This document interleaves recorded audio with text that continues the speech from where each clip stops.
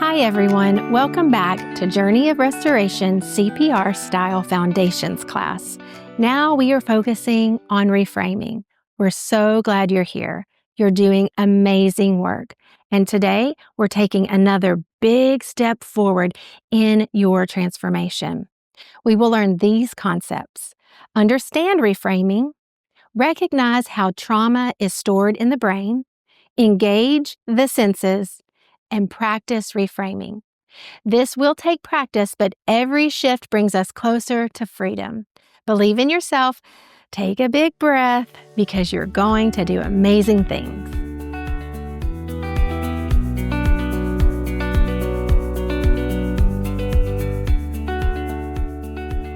Imagine a stark, sterile lab in the 1950s. In the center of the room, a scientist is hovering over a deep bucket of water. Inside, a rat is swimming in tight, frantic circles, its tiny little limbs slicing through the surface. The seconds drag into minutes, and then, at around the 15-minute mark, the rat stops fighting, it gives up, and it sinks. But this time, the scientist reaches in, he lifts it out, he dries it off, and he lets it rest. Then after a short break, he places it back into the same water. What happened next stunned everyone. Instead of drowning after another 15 minutes, the rat swam for 60 hours, 240 times longer than before. Why? Because the rat had hope. The first time, it had no reason to believe that rescue was coming. The second time, it had a new frame of reference. I was saved once before, maybe I'll be saved again. That tiny shift changed everything. And this is the power of reframing, changing the way that we see our past so that it no longer controls our future. Whether we realize it or not, our bodies remember things our minds have tried to forget. Maybe it's the way your chest tightens when someone raises their voice. Maybe it's the way your stomach knots at the smell of alcohol, or the way your hands go cold when you walk into a certain place and you don't even know why. If you remember, this is our amygdala, your internal alarm system responding. Trauma isn't just a story from the past, it's an experience your body holds on to. But here's the truth we have to face. Your wound probably is not your fault, but healing is your responsibility. That can feel unfair, and maybe it is, but fairness was never promised, healing was. And healing begins when we take what was once speechless terror and give a voice to it, a witness, ultimately a new frame. Why do we draw in this process? Why not just talk about it? Because trauma isn't stored in the part of your brain that talks. It's not your intellect. It's in your middle part of your brain where images are, emotions are, and sensations live. This is why just thinking about your trauma doesn't heal it. Because the wound it's not actually intellectual. In order to reframe the event, it has to be experiential. So let's talk about the process of reframing. I want you to go back to a moment in your life, one that still lingers, one that, if you're honest, still has its hooks into you. Now, instead of explaining it away, I want you to draw it. Once you've drawn it, I want you to bring life through your senses to it. In that image, what did you smell? What did you taste? How did it feel on your skin? What was happening inside of your body? What sounds wrapped around you? What did your eyes take in? You might hesitate. You might think, I can't draw. This won't help. But this isn't about being an artist. This is about engaging your middle brain with emotions and imagination instead of your intellect. If you don't engage your middle brain, it stays loose in your mind, and that event has permission to hijack your emotions at any time. But when you witness it through your imagination and you place it into a new frame, then and only then can you begin to ask the most important question. Jesus, where were you? What did I need in that moment? And Jesus, what did you want me to know during this time? That's where the reframing truly happens. Let me tell you a story. I once sat with a woman who had come so far. She'd rebuilt her life, her faith, her sense of self, but yet one day she walked into a building and she was triggered by her surroundings. No warnings, no explanations. One moment she was fine and the next she was not. She was running, leaving behind her young daughter unable to breathe. No one understood, not even her. So we sat together and she did this process. She drew the moment and then she answered the sensory questions. What did you smell when you walked into that room? And her face went pale. She smelled spaghetti sauce, a simple smell, one she had encountered thousands of times before. But as she drew, she sank deeper into the memories stored into her body, and something surfaced. A kitchen, a boiling pot, her mother's rage, the scalding splash of spaghetti sauce as it hit her head. Her body had remembered. And when she smelled that same scent again, decades later, her nervous system reacted as if she was that still little girl. But this time, instead of drowning in the memory, she asked, Jesus, where were you? And suddenly she sat there with her drawing, her eyes filled with tears. Oh my goodness, she said. He was right there. Jesus put ointment on me before it ever even happened. I should have scars all over my face, but I don't. He protected me. Her frame shifted. Instead of her past overwhelming her, she now has a new narrative. I was hurt, but I wasn't abandoned. I was broken, but I was also protected. I am not the same little girl anymore. I am free. Reframing is not a one-time fix. It's a discipline. The next time she smells spaghetti sauce, she'll have a choice. Would she default to the old narrative, the one where she's still in danger, or would she choose the new frame, the one where Jesus had been with her all along? Reframing is the work of constantly shifting our perspective until the truth becomes more real than the lie of the experience. So I leave you with this. The next time something triggers you, pause, ask yourself, what frame am I seeing this through? And then ask Jesus where he was, what he wants you to see, because your past does not get to pick your future. What happened to you does not get to define you. And you, right now, have the power to choose a new frame. So go back to the places where you've cried, and someday, when you're ready, experience Jesus there instead.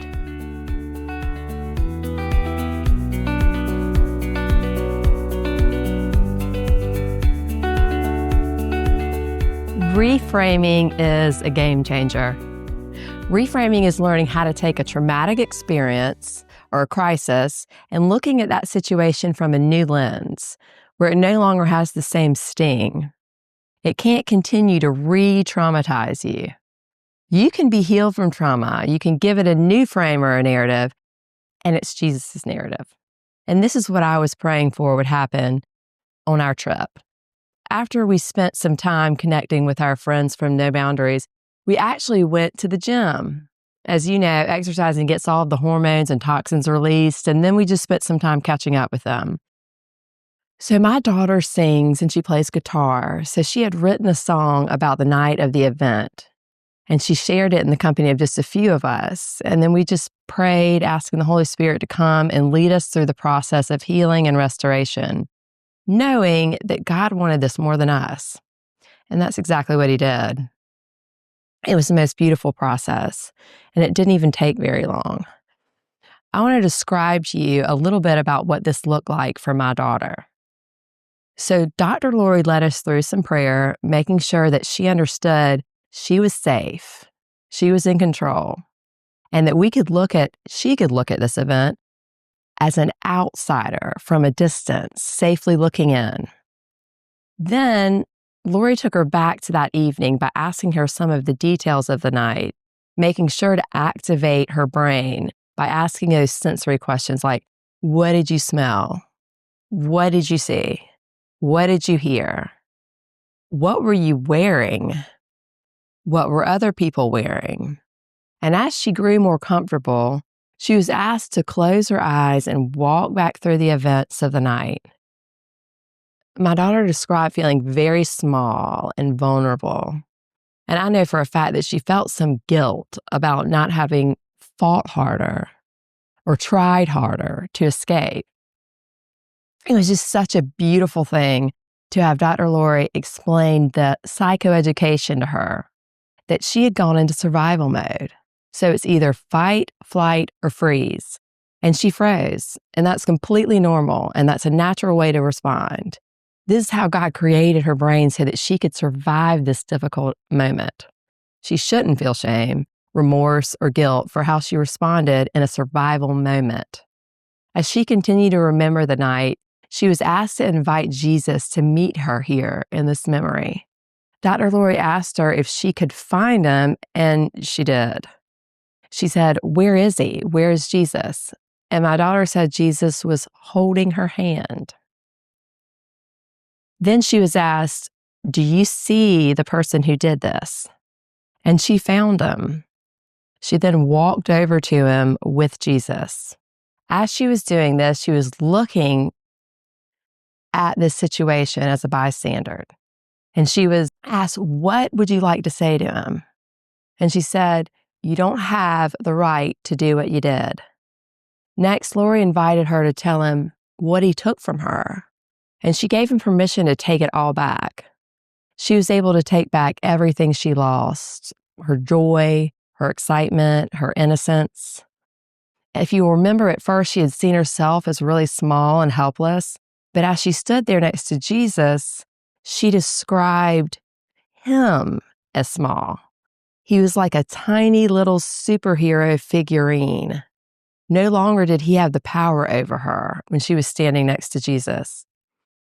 After that, after she reclaimed all that she had lost from him, she was invited to tell him anything else she needed to say. Just get it off her chest, which she did. And finally, she was asked if she could forgive him. And this was really just the most unbelievable thing to watch. She did.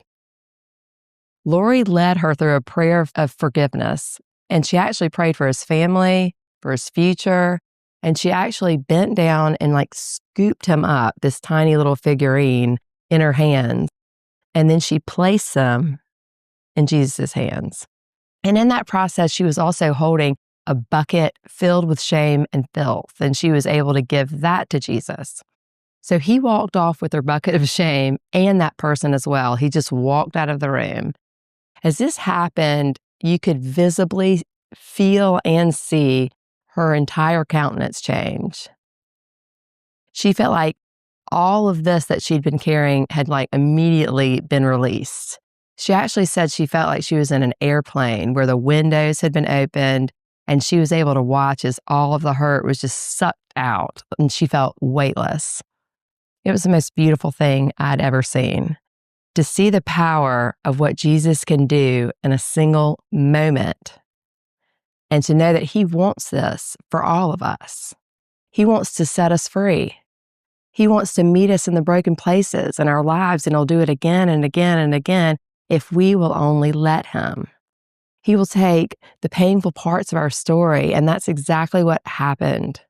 And this event took place this was less than a month after this event had initially even happened. So there's no reason to carry around any sort of hurt or pain or trauma one day longer than is necessary. It was literally a miracle. So I'm just so excited to share the story of what reframing looks like. And now that event doesn't have any power over her anymore, over her memory, over her future, over her going forward. She's free to take flight in this next chapter of her life without all that baggage.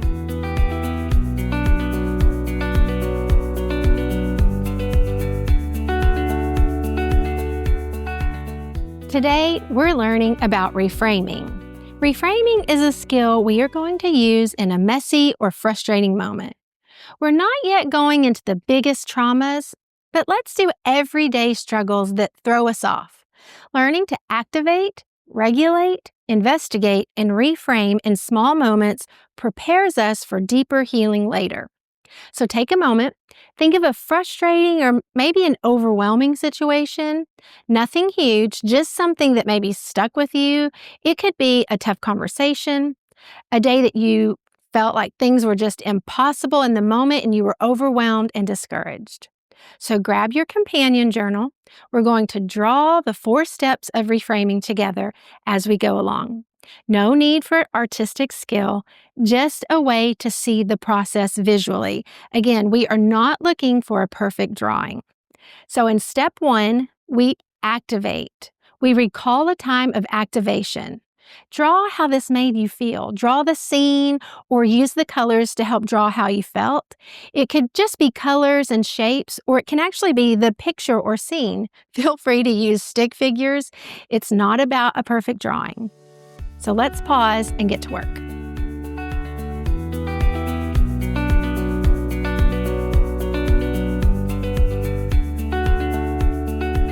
Okay, now step 2 is regulate. I hope as you were recalling that memory that to make sure and stay calm.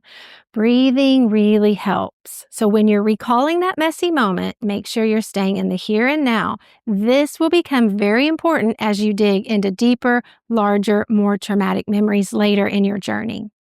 Before we can process, we need to make sure we're calm in our body and in our emotions.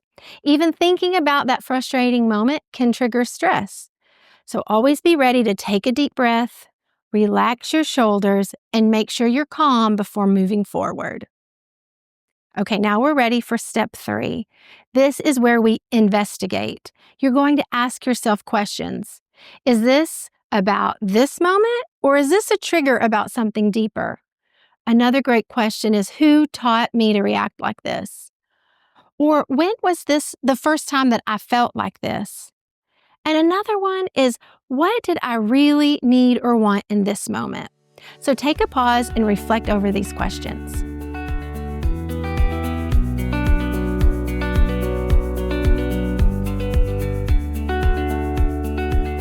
Okay, now we're ready for step 4, which is reframe.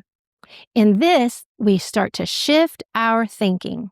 And when we shift our thinking, it changes our perspective to his perspective. So let's ask Jesus a few questions. What's one truth I can hold on to about this situation? How does Jesus see this moment? Where is Jesus in my picture? And draw him there. Has Jesus already met this need that I felt was missing? So let's take a pause and look at our picture, draw Jesus in, and then join me back in just a little bit.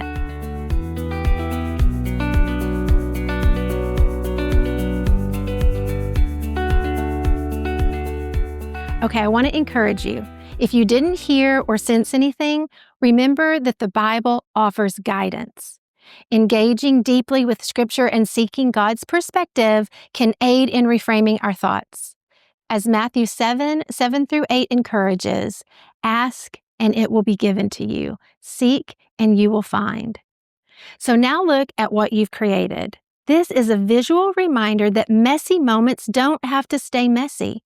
When we activate, then we regulate, investigate, and reframe, we move from feeling stuck to having hope. This small practice, taking moments, it prepares us for bigger challenges.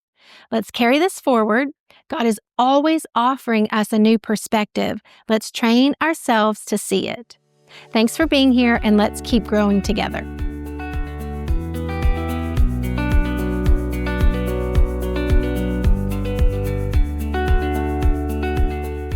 This week, we're focusing on reframing, and we're going to make it fun and engaging for you. You're going to take some of each day to reflect on happy moments, and we're going to use our senses to dive deep into those memories. Here's how you'll walk it out. Find something that made you happy. At the end of each day, take a few minutes to think about something that made you smile, laugh, or truly feel happy. It can be small or big, just anything that brought you joy. Next, journal about it. Write down what happened and really try to dive into the memory. Ask yourself those sensory questions. What did I see? What did I smell? What did I taste? And what did I feel on my skin? How did my body feel when I was relaxed, energized, and excited? If you're comfortable, draw it. If you're feeling creative, this is a great way to activate your brain a little bit more. Even a simple doodle can help you relive that happy moment more vividly.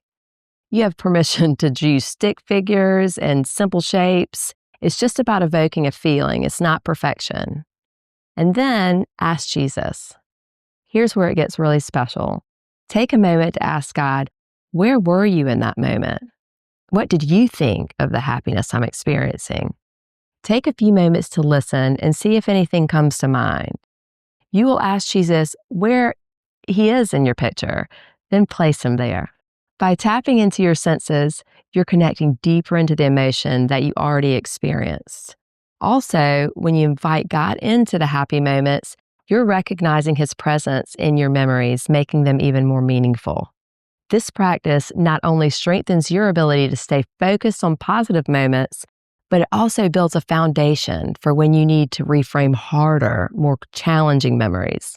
When the time comes and you feel Jesus is ready for you to tackle those tough spots, you'll be able to use the same approach, drawing on the strength of your senses, his presence, and the habit of reframing to bring healing to those difficult memories. At the end of the week, look back at your journal. Notice any patterns or special moments that stand out. What have you learned about what brings you joy? How has your relationship with God felt in the moments of happiness? This exercise is all about connecting with God and seeing Jesus in the midst of those moments. It's a great way to practice reframing negative thoughts by focusing on positive, sensory-rich experiences.